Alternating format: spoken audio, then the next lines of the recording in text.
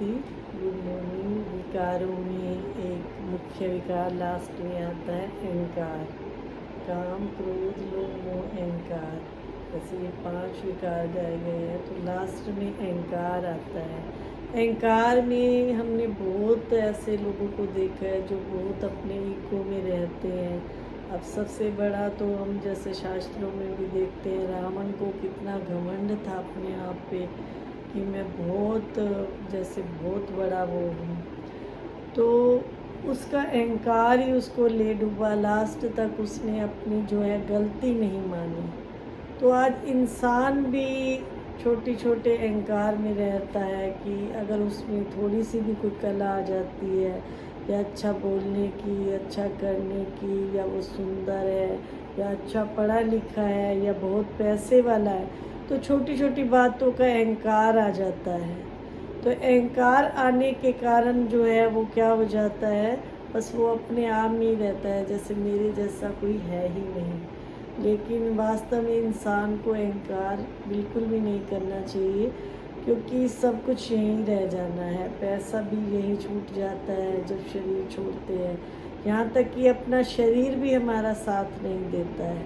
तो सोचो अहंकार किस चीज़ का करें। अहंकार अगर हम करते भी हैं तो अगर किसी चीज़ का अहंकार आता है तो उस समय सोचो कि ये भगवान की देन है, मेरी देन नहीं है। अगर आप सुंदर हो तो ये शरीर किससे बना हुआ है? 5 तत्वों से बना हुआ है। तो ये प्रकृति की देन है, उस परमात्मा की देन है। तो इस पे भी हम अभिमान नहीं कर सकते।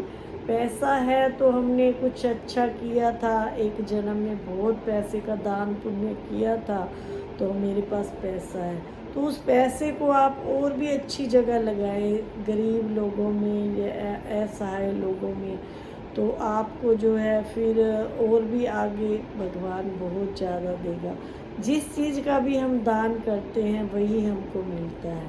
तो अहंकार इंसान को बिल्कुल भी नहीं करना चाहिए। जैसे एक बार भगवान विष्णु जी बैठे थे, उनके साथ लक्ष्मी जी भी बैठी थी, और हमारे जो सुदर्शन चक्र भी उनके हाथ में होता ही है, विष्णु भगवान के हाथ में, और गरुड़ जी भी बैठे थे। सब अपनी अपनी जैसे गा रहे थे कि गरुड़ जी कह रहे थे कि मैं बहुत तेज उड़ता हूँ, तो आपने हनुमान को भी पसंद किया त्रेता युग में।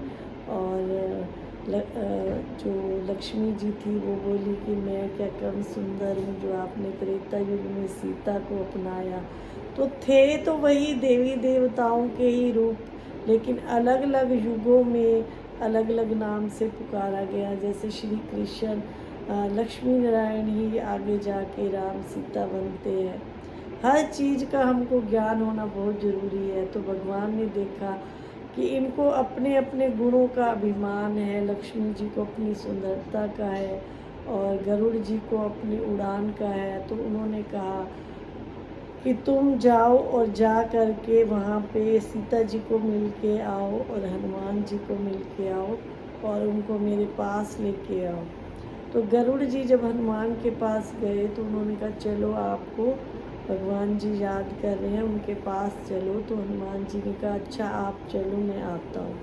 तो गरुड़ जी को ये आ गया कि ये बूढ़ा सा क्या पहुँचेगा, देखो मैंने इसको कहा भी है मैं आपको अपने कंधे पे बिठा के ले जाता हूँ, लेकिन ये हाँ नहीं भरी और आ गए। और क्या देखते हैं, आते ही हनुमान जी उनसे भी पहले भगवान जी के पास आ गए। और भगवान जी ने पूछा कि तुमने जो है मैंने आगे जो है सुदर्शन चक्र को रक्षा के लिए खड़ा कर रखा था, तो तुम अंदर कैसे आए?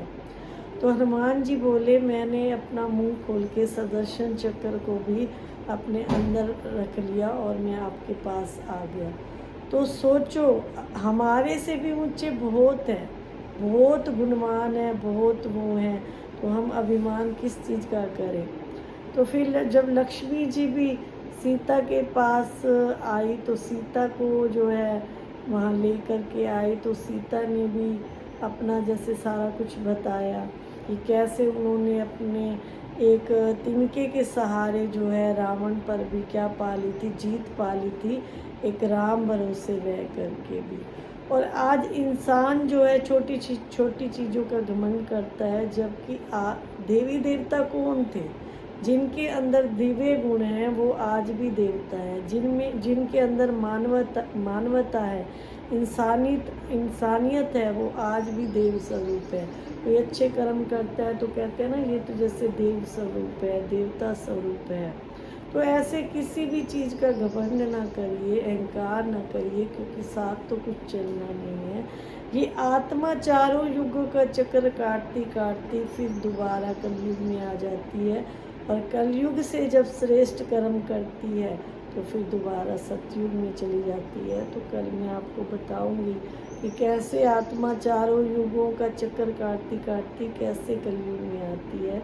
तो आप जो मेरी वीडियो देखते हैं सबका बहुत बहुत थैंक्स, और आगे से आगे वीडियो को शेयर करें ताकि बहुत ज़्यादा लोग, मैं सोचती हूँ कि अच्छी अच्छी बातें सुन पाएँ। ओम शांति।